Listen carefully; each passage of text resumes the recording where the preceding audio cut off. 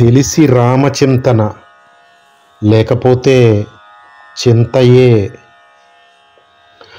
జ్ఞానసహిత అహంకారం ఆత్మయే, జ్ఞానరహిత అహంకారం దేహమే. జ్ఞానసహిత ఆలోచనలు మనస్సువి కాదు, ఆత్మవే.